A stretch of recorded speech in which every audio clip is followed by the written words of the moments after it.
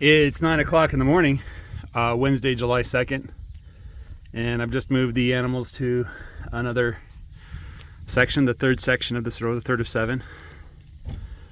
Right now it's about 80 degrees, 82 degrees. The sun is hot. You can see it's partly cloudy in the sky there. I don't think we got any rain last night, but there's a chance we might get rain tonight as well. So they send. I subscribed to this email. I don't know which organization does it. I'm guessing USDA or something like that. But this guy, he analyzes the weather throughout the country, and he predicts droughts, right? And he says currently we are not in a drought, and drought is not expected to develop. That said, the ground is hard. It's getting harder and harder to drive the stakes in the ground. The upper level of that ground is drying out. There's plenty of moisture underneath, and I think the grass is able to access it. Let me just show you something here. You can see that goatweed there. It doesn't look completely happy, and there's one stalk that's completely dried out. The goatweed's having a hard time getting access to that water because water is now scarce, right?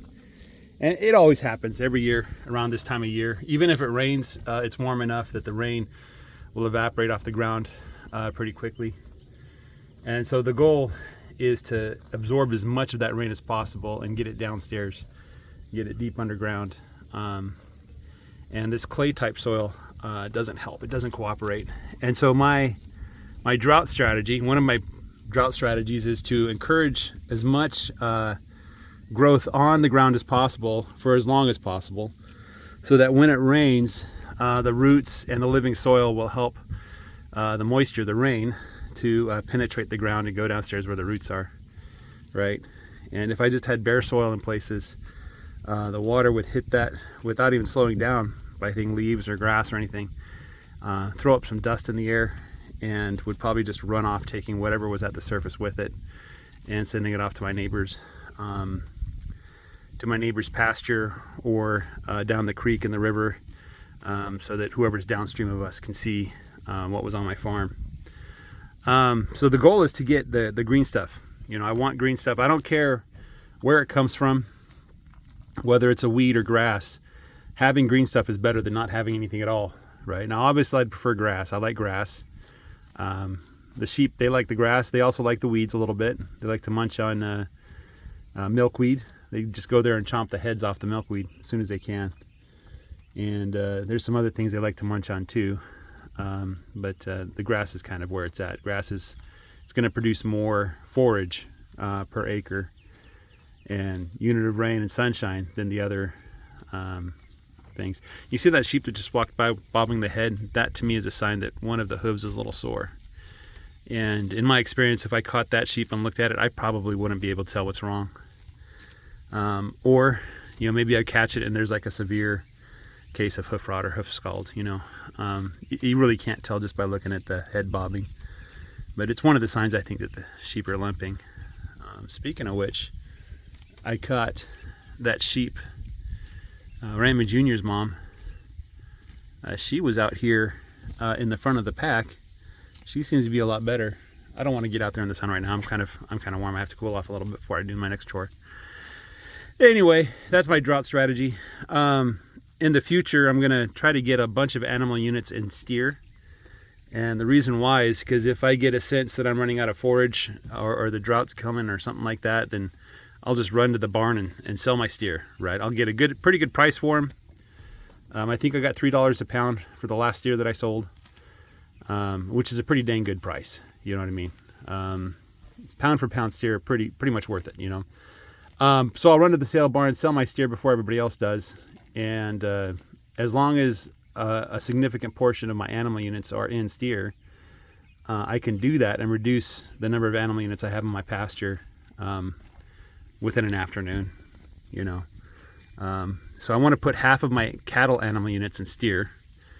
The sheep animal units are going to be half of the total animal units. So I'm going to have half sheep, half cow. And I know Alan Westerfield talked about this study somebody did where they said 1 cow per sheep will increase the sheep and the cattle and the forage and everything else. So keeping sheep together with cows, I don't know if the study said they had to be next to each other or just grazing on the same pasture together, you know, because I could put the sheep like, you know, 500 feet in front of the cows, or I can do like leader follower too. But anyway, having the sheep with the cows helps everything, you know. And although they do eat a lot of the same forage, the sheep tend to target stuff the cows don't like, and there's stuff the cows like the sheep don't like. So that's a good thing there. But anyway, that's my plan for drought: is half of my animal units are in sheep, half of my animal units cows, and half of those cattle units are going to be in steer. Now, currently, I'm not that way. I also want to get the South Pole breed. I think the South Pole breed is going to be better than what I have now. I could just be tilting at windmills too, you know. It may not be that much better. But if I can weather a drought without buying feed or hay at inflated prices, speaking of which, I need to talk to the hay guy, then that's just a good thing. That's just a good thing, you know. And the reason why small farms like this don't do well is they sell their cattle at a low price when the drought hits, and they try to buy back the cattle at a high price when the drought passes, right? And droughts are basically what ruins everything. You know, if we had good seasons year after year, then small farms could do just as well as the big farms. The problem is the droughts. You know, the droughts kill you. And if you don't have deep pockets, even if you do have deep pockets, buying high and selling low is not a good strategy, right? So you need some way of not selling the animals when there's a drought, and some way of not buying animals after the drought. And the answer is you don't keep animals, you don't keep stocked over what the drought level would be with animals that are more expensive to buy after the drought, you know. So that's why the steer are a good choice. You know, everybody wants steer all the time.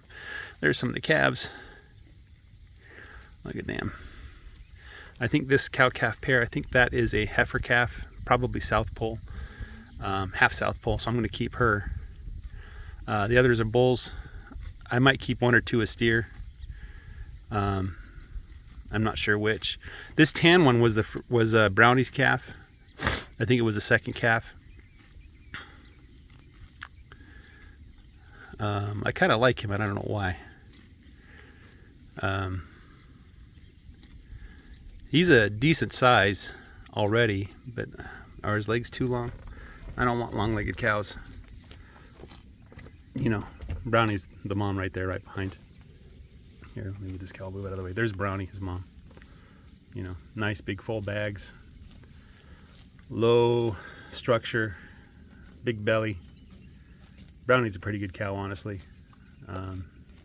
Mostly corriente, as you can see. And her manure is doing just fine here on the summer forage, so yeah. Anyway, I'm just blabbering right now. You guys have a great day. Take care. Bye-bye.